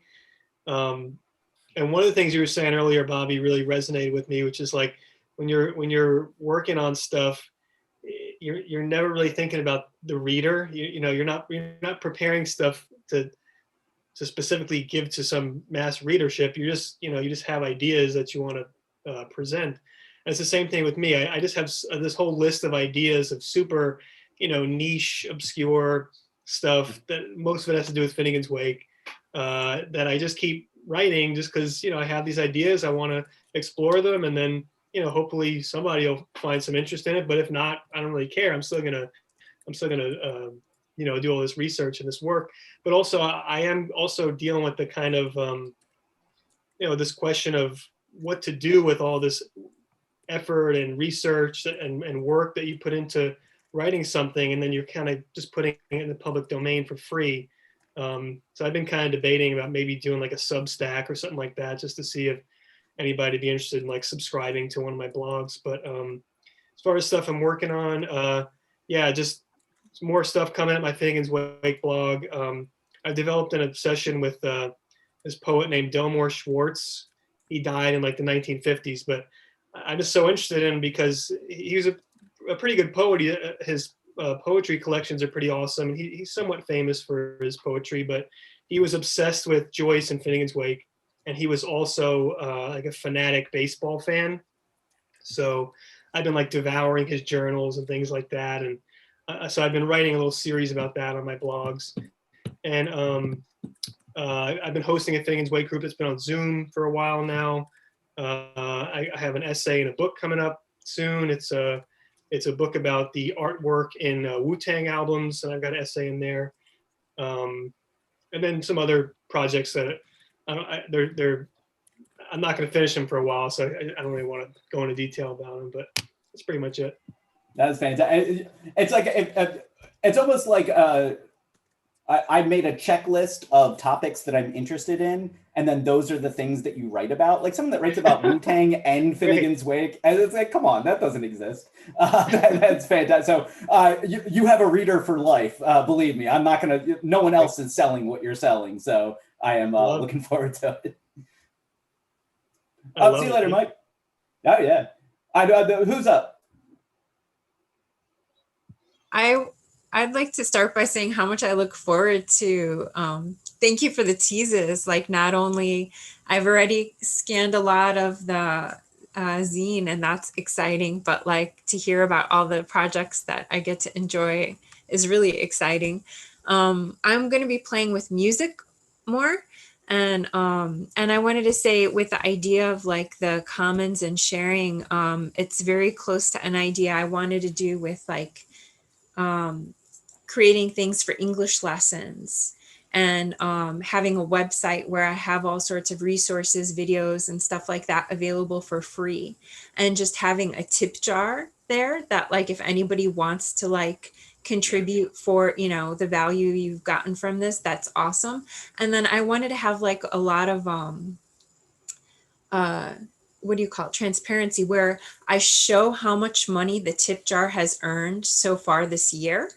And I want to say that, like, hey, if I made more just being my silly self than you have this year, then, you know, like, get yourself something nice instead, you know, like, I don't, you know, because I want to make it that accessible to people. So yeah, I think there's ways to kind of still get some money to be able to support your mortgage and family, and make things that accessible. And it's cool that other people are thinking about that too. Yeah, I love the idea of building resources. Because one of the things that you find as an artist is that everyone's an artist, and that like there's a lot of noise out there. There's a lot of noise, and so it's hard to do something that feels useful. And building resources that to me feels useful. All right, Prop, can we hear about your book? Sure, yeah. First off, thank you, Bobby, again for putting this together, man. You know, like you're carrying the golden thread in a very cool and graceful way, bro. So thank you for hosting this again, and thank you everybody, you know, for sharing everything that you're doing. It's very inspiring. You know, it's hard to find things very easy on the internet these days that immediately, you know, spark some inspiring thoughts. You know, and this harkens back to the Maybe Logic Academy vibe. So I appreciate this very much, man. The book is going well. It's going to be published by Strange Attractor Press. They released Eric Davis's recent book, High Weirdness. It's run by two very cool artists themselves, you know, who have figured out how to publish books while also creating, you know, very good works. Yeah, it's been an interesting process, of which I'll talk about another time. I talk about magic and programming and language, taking on the title Chapel Perilous, which we all know what that means. You know, then you name a book that, you're going to get that. And so it's been 5 years of an interesting walk through Chapel Perilous, right? And the most recent thing that I suppose I'm doing is just these jib jabs on my YouTube channel until they take me down, you know. And recently interviewed Adam Gorightly about his new book. I think it's Kooks, Spooks, and what? And UFOs. I think something like that, right? Like UFO disinformation in the age of Aquarius, right? That was a great interview. You could just check that on my YouTube channel. He really does a lot of great stuff of unpacking, you know, taking back the veil and seeing what, you know, is at the end of the fork right now, the naked lunch at the end of the fork, what we're dealing with, you know, in this age of intensity. And it's a very refreshing book. You know, I think this all kind of coincides with the critical thinking stuff. And that's all I'm trying to do in my life right now, just apply certain critical thinking to the circumstances at hand, and, you know, get this book out to as many people as possible. So. It's outstanding. Oh, wait, Yeah. the name of Gorightly's book is Saucers, Spooks, and Kooks. There we go. Excellent. And Jake, what are you up to? Yeah, what am I up to? Some client projects no one's going to care about. I'm all over the place. I don't know. I tend to do really short projects, like just little one-offs or something. But yeah, I don't know. I'm kind of scatterbrained all over the place lately. So. Oh yeah, no. Likewise. Because and it's funny, answering that question, ask me what I'm working on. It's literally 10 things, and I just kind of go from pile to pile to pile, Like, and then once occasionally one of the piles is actually done, and I actually get to put it out. But otherwise, it's this pile looks interesting. Now I'll go to that one, that one. And I just kind of chase myself around in a circle. The fact that anything ever comes out is amazing. Yeah, I know what you mean. And Toby, can I catch up with you real quick? Yeah, well, my normal, I'm not that clever, but my life has been charmed, and I moved to the country 2 years ago, just in time out of the city. So I live in the middle of nowhere. I've got 3 dogs. We can walk in the woods. I haven't not because I'm against. I never meet any. Just reduce my creativity a little bit. I potter in the garden more than write books. But my last kind of maybe stuff was going to see the Cosmic Trigger play up in Liverpool. Me and Steve Fly went up there for 3 days, and that was Campbell is brilliant. And I saw the London version too, which was a slightly different staging. So those were my adventures out, because I don't go out much with the dogs and everything. I don't go places. But online, I am occasionally proofreading for the Hilarious Press, who are, doing all the new editions of Bob's books. So I'm loosely in touch. And of course, one day I should finish my autobiography for You Made Me a Cover many years ago. But I stalled on it.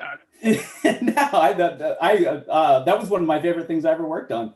And Toby, I got to thank you. Like back